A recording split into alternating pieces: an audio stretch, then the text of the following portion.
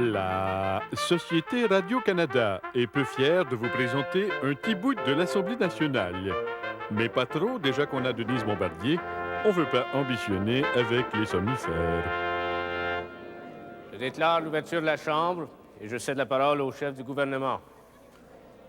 Monsieur le Président, lorsque les choses traînent en longueur, il faut, ma foi, accélérer le processus. Les rhododendrons étant de nature fragile, il est recommandé de les nourrir au Vitagro. Vous incorporerez une pincée de paprika et de Beauvril au poulet pour le joindre au rognon. Ventre saint-gris! Votre 20 minutes est écoulée. Je cède la parole au chef de l'opposition. Monsieur le Président, le PQ veut plonger le Québec dans un profond marasme économique. Est-ce qu'on a besoin d'être indépendant pour ça? Est-ce que le Canada nous a si mal servi côté marasme économique? Ah, oui. La parole va à la ministre des Relations internationales. Monsieur le Président, vous avez oublié vos petites culottes dans mon bureau.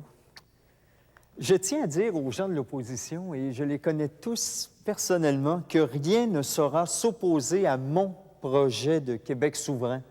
Il n'y a jamais personne qui m'a empêché de faire quoi que ce soit.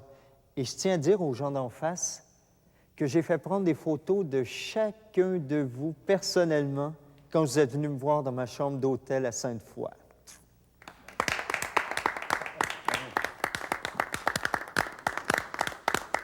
Ministre de l'Éducation.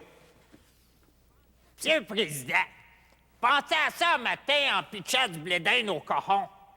La question constitutionnelle, c'est comme une fosse septique qui déborde bout de vierge. Il est temps de vider la question, maudite marde. Qu'est-ce qu'on tête?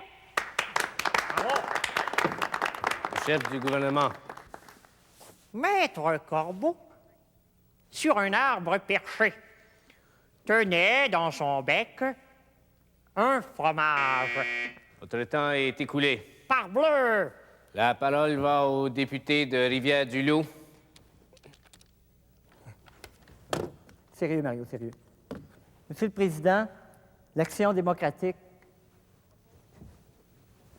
propose une nouvelle structure dans laquelle les provinces seraient comme des Power Rangers, avec chacun sa personnalité, mais qu'en cas de danger, mettons un monstre, eh bien, toutes ces provinces se réuniraient pour faire un gigantesque robot et nous défendre contre le Godzilla constitutionnel. Bien répondre, Mario. Chef du gouvernement. Monsieur le curé, je répondrai oui à votre question et j'accepte donc de prendre pour époux Lisette, ici présente.